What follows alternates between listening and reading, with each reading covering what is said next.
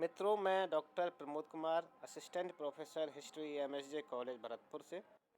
आज हम बात करेंगे मौर्यकालीन प्रशासन के विषय में। मौर्य युग में पहली बार चंद्रगुप्त मौर्य के नेतृत्व में देश में राजनीतिक एकता के साथ ही एक विस्तृत और सुदृढ़ प्रशासन की भी स्थापना हुई थी।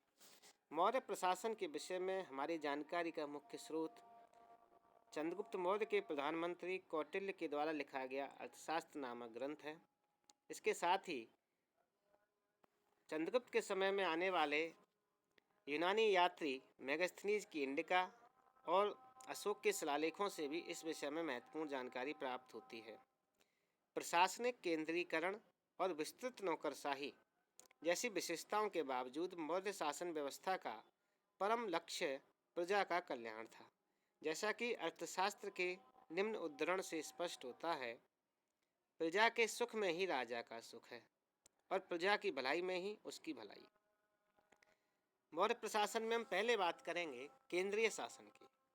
मौर्यकालीन केंद्रीय शासन में सबसे ऊपर था राजा। राजा मौर्य साम्राज्य का सर्वोच्च पदाधिकारी होता था और वह सम्राट कहलाता था। संपूर्ण शासन तंत्र उसी की आज्ञा से संचालित होता था। कौटिल्य ने राज्य के सप्त अंगों में राजा को सर्वोच्च स्थान देते हुए उसे राज शासन को धर्म, व्यवहार और चरित्र से भी ऊपर माना है। इस दृष्टि से राजा कार्यकारिणी, व्यवस्थापिका और न्यायपालिका इन तीनों का प्रमुख और सर्वोच्च अधिकारी होता था। इस प्रकार मौर्य प्रशासन अत्यधिक केंद्रीयकृत था। इसमें राजा केंद्रीय धुरी के समान था। यही कारण है कि कौटिल्य ने शासन तंत्र की सफलता के लिए शासक की व्यक्तिगत योग्यता और कर्मठता पर विशेष बल दिया है। मेगास्थनीज के विवरण से भी मौर्य शासक की व्यस्त दिनचर्या और शासन कार्य में उसकी सतत सक्रियता का प्रमाण हमें मिलता है। मंत्रण। कौटिल्य का यह दृढ़ मत था कि राजत्व बिना सहायता से संभव नहीं है, अतः राजा को सचिवों की नियुक्ति करनी चाहिए और उनसे परामर्श यानी मंत्रणा लेनी चाहिए। इस दृष्टि से दैनिक कार्यों में राजा की सहायता हेतु मंत्रियों की नियुक्ति की जाती थी। इनकी संख्या 3 या 4 होती थी और इनका चुनाव अमात्य वर्ग से भली भांति जांच यानी उपदा परीक्षण के पश्चात ही किया जाता था। केंद्रीय शासन में अगला स्थान था मंत्रिपरिषद का। मंत्रियों यानी मंत्रण के अलावा एक मंत्रिपरिषद का उल्लेख भी अर्थशास्त्र और अशोक के शिलालेखों में परिषा के रूप में मिलता है। कौटिल्य ने बड़ी मंत्रिपरिषद का समर्थन करते हुए राजा को उसके बहुमत के अनुसार कार्य करने की सलाह दी है, परंतु राजा इस सलाह को मानने के लिए बाध्य नहीं था। अशोक के 6वें शिलालेख से यह अनुमान होता है कि मंत्रिपरिषद राज्याज्ञाओं पर विचार विमर्श करने के साथ ही उन पर आवश्यकता के अनुसार संशोधन का सुझाव भी देती थी। केंद्रीय शासन का संगठन। शासन की सुविधा के लिए केंद्रीय शासन को कई विभागों में बांटा गया था। यह विभाग तीर्थ कहलाते थे। प्रत्येक विभाग का एक सर्वोच्च पदाधिकारी होता था जिसे अमात्य कहते थे। अर्थशास्त्र में ऐसे 18 अमात्यों का उल्लेख मिलता है, जिनमें मंत्री, पुरोहित, सेनापति, समाहर्ता, युवराज आदि प्रमुख थे। राज्य के अमात्यों या सर्वोच्च पदाधिकारियों का उल्लेख यूनानी लेखकों ने 7वीं जाति के रूप में किया है।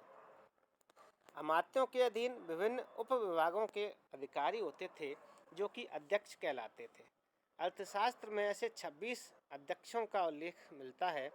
इनमें प्रमुख थे कोषाध्यक्ष, शीताध्यक्ष, पण्याध्यक्ष आदि।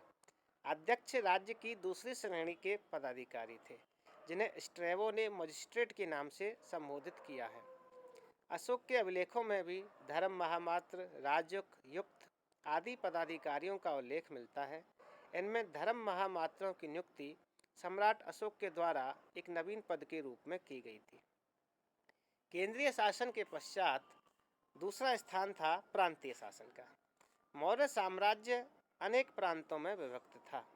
अशोक के अभिलेखों में भी 5 प्रांतों का उल्लेख मिलता है।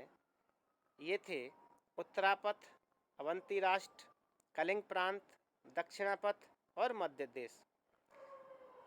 प्रांतों के शासक के रूप में प्राय राजवंश के लोगों या राजकुमारों को ही नियुक्त किया जाता था। इन्हें अशोक के अभिलेखों में कुमार या आर्यपुत्र कहा गया है। इतिहासकार रोमिला थापर का मत है कि प्रांतों में भी शासक की सहायता के लिए एक मंत्रिपरिषद होती थी, जो कि केंद्रीय मंत्रिपरिषद की तुलना में अधिक स्वतंत्र थी।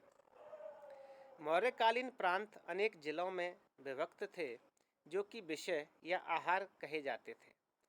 इसके सारे अधिकारी समाहर्ता नामक पदाधिकारी की देखरेख में कार्य करते थे। जिले में अनेक स्थानीय होते थे, जो स्थानिक नामक अधिकारी के अधीन थे, और स्थानिक के अधीन अनेक गोप होते थे, जो कि 10 गांवों के ऊपर शासन करते थे। ग्राम प्रशासन। मौर्यकालीन प्रशासन की सबसे छोटी इकाई गांव थे। गांव का शासन ग्राम सभा के द्वारा संचालित होता था और इसका प्रमुख ग्रामणी कहलाता था। अर्थशास्त्र के अनुसार यह एक अवैतनिक पद था और जनता के द्वारा निर्वाचित होता था। अर्थशास्त्र में ग्राम वृद्ध परिषद का उल्लेख भी हमें मिलता है। इस समय गांव को अपने स्थानीय शासन में पर्याप्त स्वतंत्रता प्राप्त थी। नगर प्रशासन। मेगास्थनीज के वर्णन से मौर्यकालीन नगर प्रशासन का विस्तृत विवरण प्राप्त होता है। उसके अनुसार नगर प्रशासन 30 सदस्यीय एक आयोग के हाथों में संचालित होता था, जो कि 5-5 सदस्यों की 6 समितियों में विभक्त था। ये समितियां भिन्न भिन्न कार्यों से जुड़ी हुई थी। जैसे पहली समिति थी शिल्पकला, दूसरी विदेशी यात्री विभाग से संबंधित, तीसरी समिति जनगणना से संबंधित थी, चौथी वाणिज्य से, पांचवी समिति उद्योग और छठवीं समिति कर व्यवस्था से जुड़ी हुई होती थी।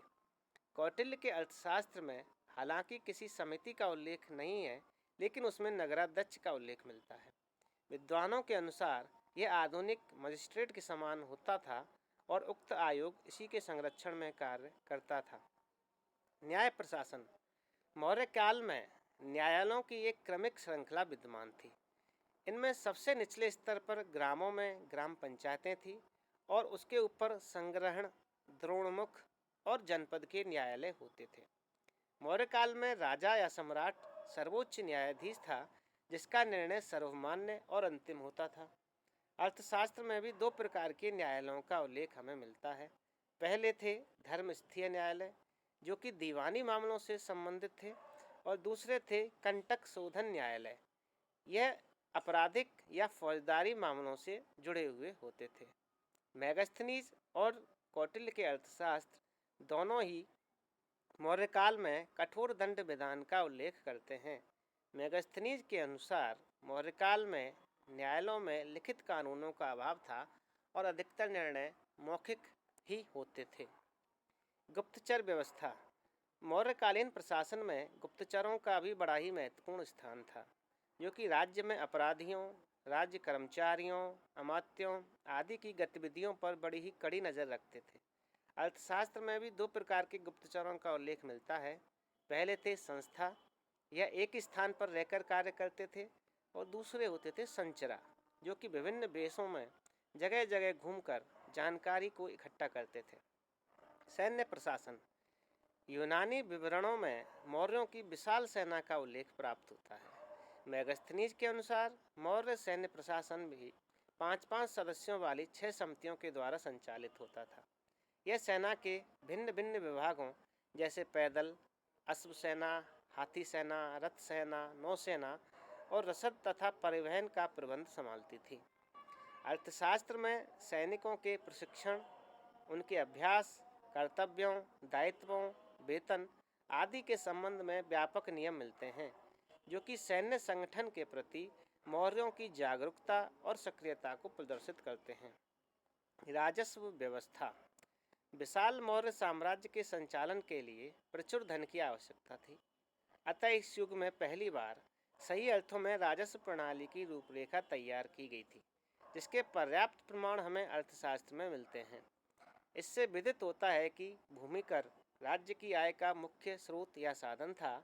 इसके साथ ही वनों, खानों और भूमि से उत्पन्न होने वाली दूसरी वस्तुओं पर भी विभिन्न प्रकार के कर लगाए जाते थे। व्यापारिक वस्तुओं पर लगने वाला आयात और निर्यात कर, चुंगी, नगरों में उत्पन्न विभिन्न वस्तुओं से प्राप्त तथा राजकीय व्यापार से भी राजकीय या सरकारी आय होती थी। इसके साथ ही अपराधियों से प्राप्त जुर्माना भी राजकीय आय का एक महत्वपूर्ण स्रोत था। पतंजलि के महाभाष्य के अनुसार मौर्य काल में धन के लिए देवताओं की प्रतिमाएं बनाकर भी बेची जाती थी। यद्यपि राजकीय आय का एक बड़ा भाग प्रशासन में ही खर्च हो जाता था, लेकिन इसके बावजूद मौर्य शासकों ने जन कल्याण की दृष्टि से भी अनेकों कार्य किए। सम्राट अशोक के समय में तो ऐसे कार्यों में अत्यंत ही बेहताशा वृद्धि हुई और मौर्य शासन लोक कल्याण का एक आदर्श बन गया।